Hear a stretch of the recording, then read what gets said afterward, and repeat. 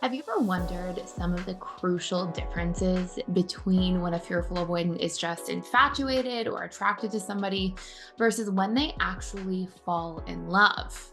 Well, in today's video, we are going to take a deep dive into the fundamental needs fearful avoidant attachment styles have when it comes to letting their guard down enough and letting people in far enough to actually fall in love. So, whether you're grappling with your own attachment style and trying to gain deeper insight into yourself, or if you have a fearful avoidant loved one in your life who you're trying to more powerfully understand and connect to, this video will take you through a few really crucial ingredients. Number one, we'll talk about three major things a fearful avoidant needs to have in a relationship dynamic to actually let their guard down enough to truly fall in love. Number two, we'll talk about crucial differentiators between just being in limerence or attraction versus actually falling in love. And number three, we will talk about what this says about a fearful avoidant attachment style when those three crucial ingredients are revealed that causes a fearful avoidant to fall in love. So my hope for you is that by the end of this video, you have a really deep understanding of either yourself as the fearful avoidant through some of what we're going to discuss and cover, or of your partner or loved one that can help you empower this relationship and grow together rather than grow apart.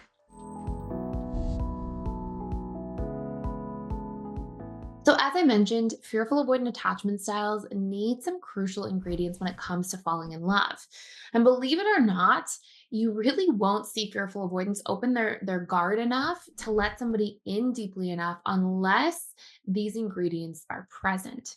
Now, if you are the fearful avoidant listening to this, I'm actually curious for you to take a deep dive into looking at times where maybe you had really strong feelings, really intense feelings of infatuation, but didn't necessarily feel like you were in lasting love in a more unconditional way.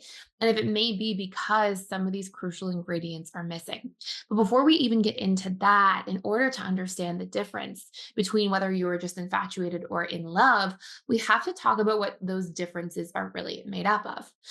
At a very high level, for somebody to truly fall in love, they have to let their guard down and let somebody in. In fact, they have to be seen in their most authentic version. This means letting somebody know your fears or flaws or insecurities. You have to actually let somebody accept and discover those things about you over time. And this is when you're allowing yourself to receive love in a more unconditional manner. Because when we're only showing ourselves with a mask on our best behavior, maybe in people pleasing dynamics, we're really only showing ourselves conditionally and thus really only giving ourselves the opportunity to be loved in a more conditional way. And this puts us much more in the realm of infatuation rather than true deep love. Beyond that, it's not just about receiving love. Fearful avoidants tend to have a very difficult time receiving love. And I think there's really two parts to being in a healthy form of love, which is not just giving love and feeling love for somebody else, but actually being able to receive that love from somebody. And this is the part that fearful avoidants tend to often struggle with the most. Now, on the flip side, to actually feel this giving of love, we have to get to know somebody else's vulnerability and we need to understand them at a deeper level, which is something that fearful avoidants are actually usually very good at because they're fantastic at reading between the lines and asking insightful questions to get somebody to open up so they can truly know them. But this is where I think it brings up a really powerful question for every fearful avoidant listening to ask themselves. You may have felt love for somebody else, but did you allow yourself to have that come full circle and truly receive love in your own vulnerable authenticity through your fears, your flaws, your deeper concerns, and allowing somebody the opportunity to truly get to know you? And that's what allows us to come full circle to being fully in love. We are both in harmony of giving love, but also receiving love. Fearful avoidants have this amazing ability to be vulnerable about things that they don't actually feel vulnerable about. They'll often share things that are vulnerable to somebody else and maybe on a surface level are a little bit feeling vulnerable to the fearful avoidant themselves. But those deep, real vulnerabilities, the things that you haven't necessarily given yourself permission to accept about yourself yet, those are usually the things that you guard most profoundly. And again, for us to feel like we can really build deep roots to being in this reciprocal action of being in love, we have to accept those things about ourselves and be able to share those things with others. So, this brings me to the part of this video where we're going to talk about the three major ingredients. Now that you can see some of the differences between infatuation or feeling love for somebody else versus allowing yourself to really receive that love. The three ingredients, the first major ingredient is to have a sense of trust and emotional safety. This tends to be one of the biggest differentiators for fearful avoidance as a whole, because a lot of times fearful avoidance will put somebody on a pedestal, really admire traits or qualities about somebody else, think highly of somebody, even infatuate with somebody. But if there's this absence of trust and emotional safety, fearful avoidance really will not let somebody in. And they, again, may let somebody in at a more superficial, vulnerable level, but not necessarily at a real vulnerable level where they're showing and sharing their inner world and their truth. And in holding back from that, you rob yourself of your own capacity to receive more unconditionally based love, because we can't actually be loved at the depths of ourselves if we're not willing to trust somebody enough to share the depths of ourselves with that person. And a lot of fearful avoidance, because they tend to focus on their autonomy or independence or novelty or depth in relationships, forget that without this baseline of feeling like you can truly trust somebody, you can rely on them, you can let them in, you can have that degree of emotional safety with them. A lot of times fearful avoidants are busy thinking about those other things that often are more about infatuation rather than the receiving love that you need to come full circle. So that is really important part number one. Number two, fearful avoidants do operate in this kind of Goldilocks zone. They tend to need this sense of depth and trust and emotional safety that really go hand in hand with being able to let somebody in, but they still need to feel like they can keep their sense of self when they go into relationships.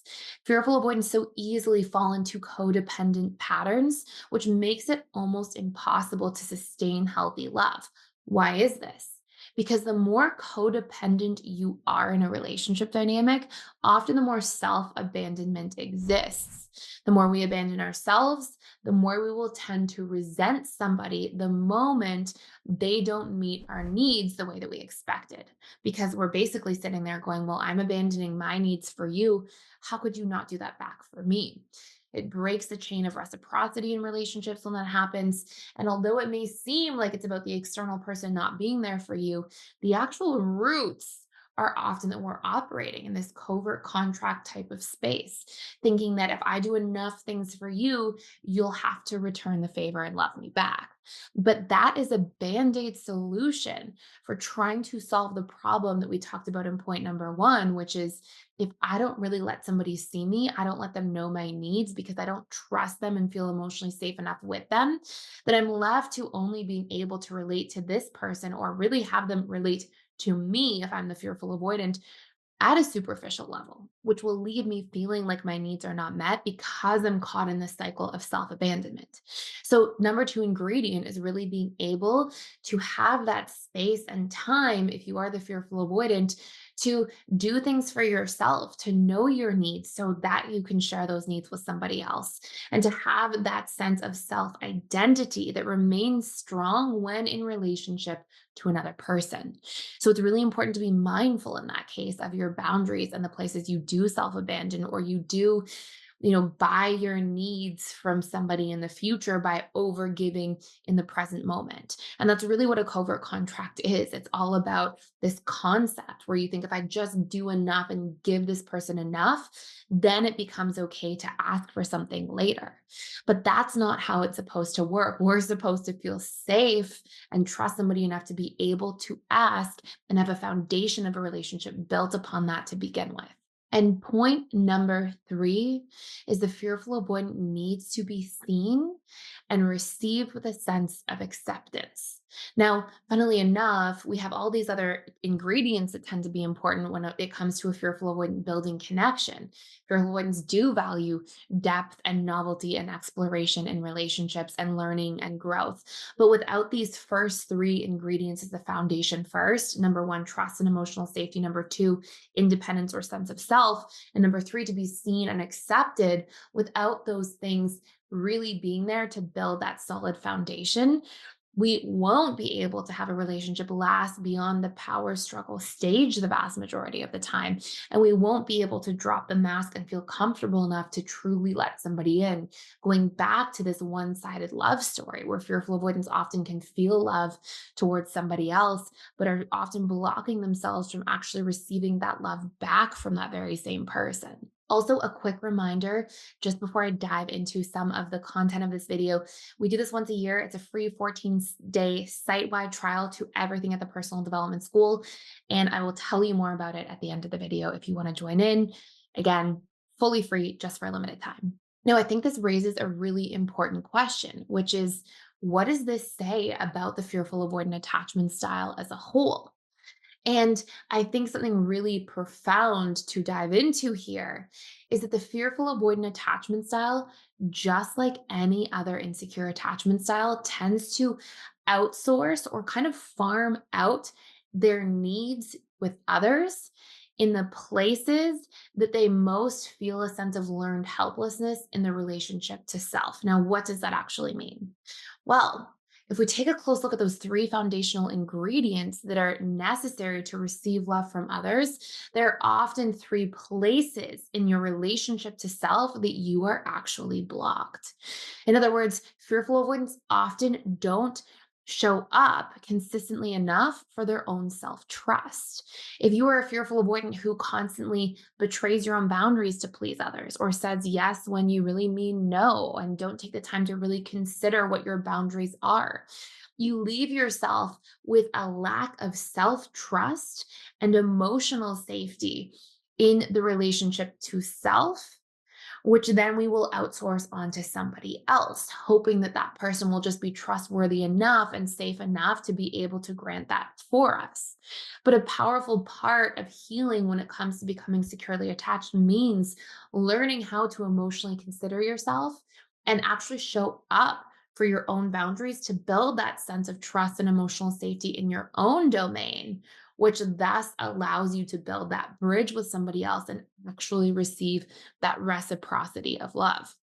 Number two, often fearful avoidance because they struggle to maintain their sense of self and self identity when they do get into an attached and committed relationship with another person. Again, it will often get farmed out or outsourced to another individual, leaving you to hope that somebody will do that work for you rather than to maintain that sense of self by having those healthy boundaries and making sure you're really looking out for the different areas of your life outside of a romantic relationship, meaning making time for friendships, family relationships, making time for your career goals, and budgeting and having a healthy relationship to money, making time for your spiritual areas of life, your physical health area of life, and even things like your mental emotional pursuits, your beliefs, your philosophies, political views, hobbies in those areas, topics you like to learn about, and time to really build an emotionally regulated relationship through personal growth to you. And last but not least, point number three, fearful avoidants often outsource or farm out their need to be seen and accepted onto others because you are often lacking the ability to stay in relationship to seeing and accepting yourself. Fearful avoidance, just as you often feel hot and cold with others, you often present hot and cold in your own relationship to seeing yourself. In other words, actually listening to your emotions and paying attention to them. A very obvious example of this is you'll often see a fearful avoidant not even realize they're really upset about something until it sort of reached this peak climatic space. And that is a result of not seeing your emotions and being in touch with how you're feeling consistently enough on a daily basis, to the point where you only do realize something's bothering or affecting you when it's really reached a climax. And that sense of self acceptance is important. If you're shaming yourself very harshly or in difficult ways for mistakes or things that didn't go the way that you planned, that presents as a lack of self acceptance. Meaning, the more compassionate you can be and kind to yourself, you are building the foundation with these three ingredients that you need to have in a relationship to actually feel like you can fall in love and receive love from somebody else by first being able to give them and honor them in the relationship to yourself. So, this is how a fearful avoidant falls in love. I hope you enjoyed this video. I hope this makes sense. As I mentioned earlier, if you want to do a deeper dive into the personal development school, we do this once a year. We have a free 14-day trial to all of our courses inside the personal development school and all of the different daily events we have. I'm in there. You can ask me questions 3 days of the week about anything personal, on camera, typing, off camera, whatever you prefer.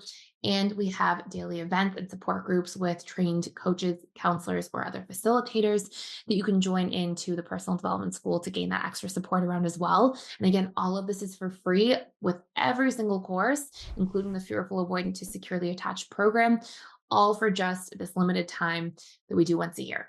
So click the link down below if you want to check it out. And thank you so much for watching.